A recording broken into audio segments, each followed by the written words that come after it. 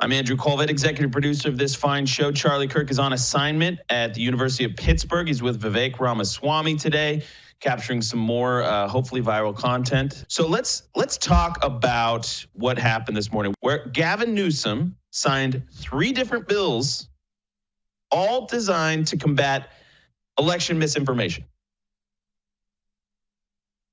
So let's go ahead and play cut 82, and you're going to see this smug guy, Gavin Newsom, on stage, just playing to the audience as if everybody in the planet agrees with his approach to censorship. If you didn't hate him before, watch this clip, and I certainly would think that you will hate him now. Play cut 82. There are a lot of deepfakes out there. There's not a lot of disclosure. There's not a lot of labeling. So among the many AI bills that are on the desk are 3 specific election-related bills. And then you want to sign some laws? I just thought, why waste your time with a politician unless they're going to do something for you? There's 2. 2 are signed, and 3 are signed. And this is now official. That is now injunctive relief if you do any of those deepfake election misrepresentations. So that's how easy it is to govern in California. Yeah, it's how easy it is to govern in California because they've made it a single-party state. And any of the voices that attempt to rise up to combat this insanity, the far-left radicalism, they censor, whether that's in the state legislature or they completely marginalize to the fringes of society. Or if you're Larry Elder, our colleague at Salem Radio Network, they call him the blackface of white supremacy. But these 3 bills are pretty scary. One of the bills, taking effect immediately, makes it illegal to create and publish deep fakes related to elections 120 days before Election Day and 60 days thereafter. Another bill Newsom signed requires political campaigns to disclose whether their ads were made with the assistance of AI.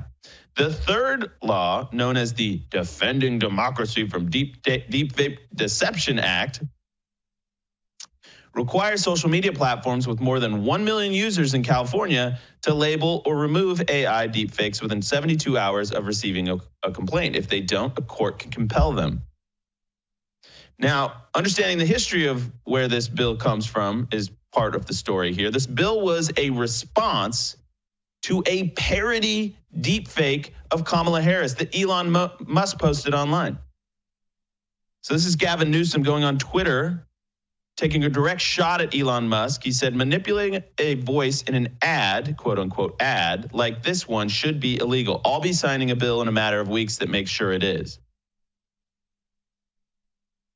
To which Elon Musk replied, 84, I'm going to probably skip part of his reply. He said, I checked with renowned world authority, Professor, play on words here, and he said parody is legal in America, and he shrugs.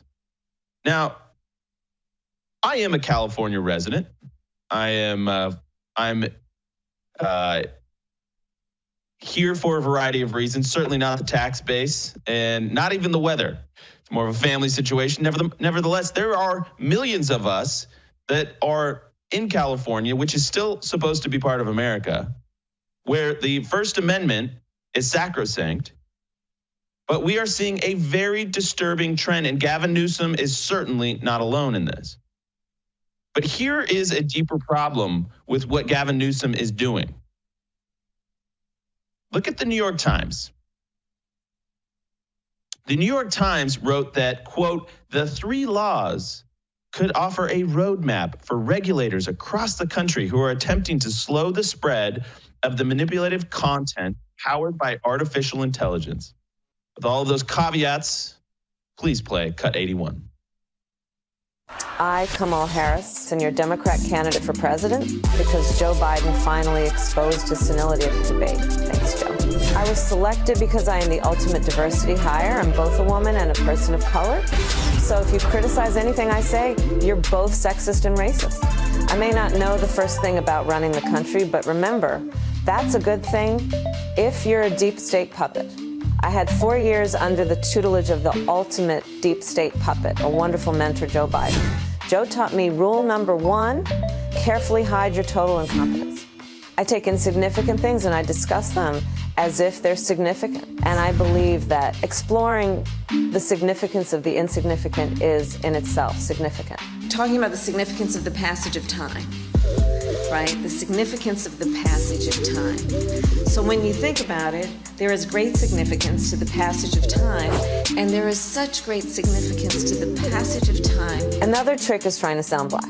I pretend to celebrate Kwanzaa, and in my speeches, I always do my best Barack Obama impression. So hear me when I say, I know Donald Trump's type. And okay, look, maybe my work addressing the root causes of the border crisis were catastrophic, but my knowledge of international politics is truly shocking. The United States shares a very important relationship, which is an alliance with the Republic of North Korea. It is an alliance that is strong and enduring. And just remember, when voting this November, it is important to see what can be unburdened by what has been. And by what has been, I mean Joe Biden. You think the country went to over the past 4 years? You ain't seen nothing yet. Gillette. All right, so obviously satire, obviously a joke, obviously not a real ad that was put out by the Kamala Harris campaign. And yet this really tweaked her comrade in California, Gavin Newsom. So much so that he was willing to sign 3 pieces of legislation last night on stage like a showman, like a show trial showman, trying to intimidate his political opponents into ceasing all parody. And so what have people done?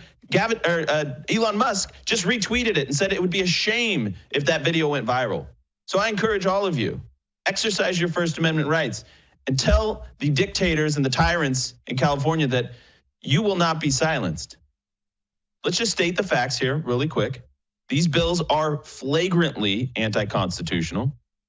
Parody and satire are protected by the First Amendment.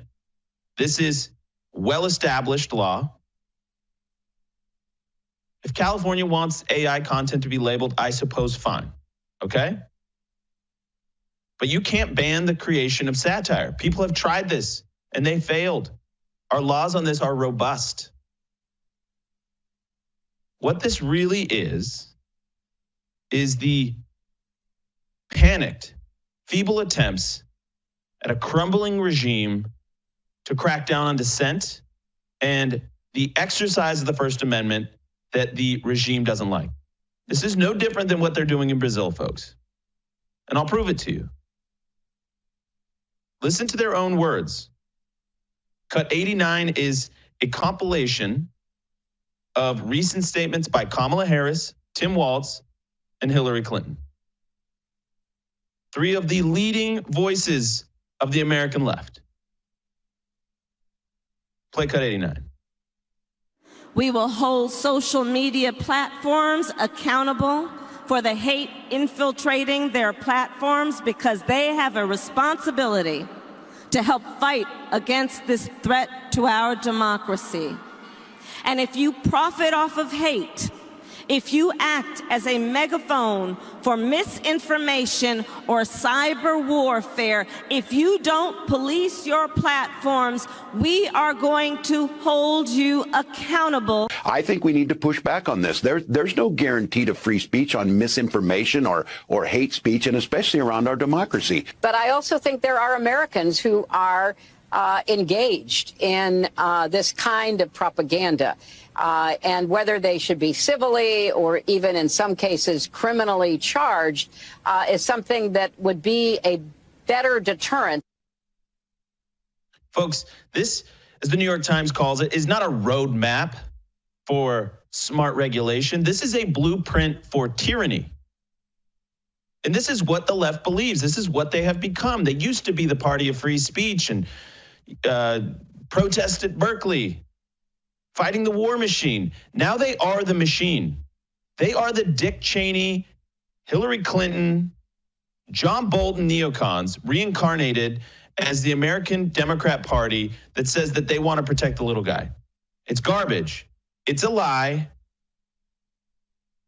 And they are broadcasting their next moves. If you elect Kamala Harris, it is not a stretch to say, I know this sounds like cliche, but it is not a stretch to say that the entire country will soon look like California. That these three bills outlining parity will soon travel the course of the country and be law in enough states, and enough people will be prosecuted that it will quell and silence and chill the First Amendment. One of our most sacrosanct rights as Americans will be on the chopping block. You can say, rest in peace, 1A. And by the way, rest in peace, 2A. These people really do believe in this. This is the blob. This is the Bolshevik blob coming for you next. You don't believe me? Well, check out Meme 88. This was published in 2016 by Douglas Mackey, going under the pseudonym Publius Gaius, at the Ricky Vaughn. He's facing 10 years for this meme. I'm with her. Go Hillary. Avoid the line. Vote from home. Text Hillary to 59925. It was a joke. So this roadmap that they say California is creating for the rest of the country has already been created. And patient zero is Douglas Mackey, also Alex Jones. You see, if you don't use the free speech, quote unquote free speech, the way the regime wants you to, then you will be criminally liable.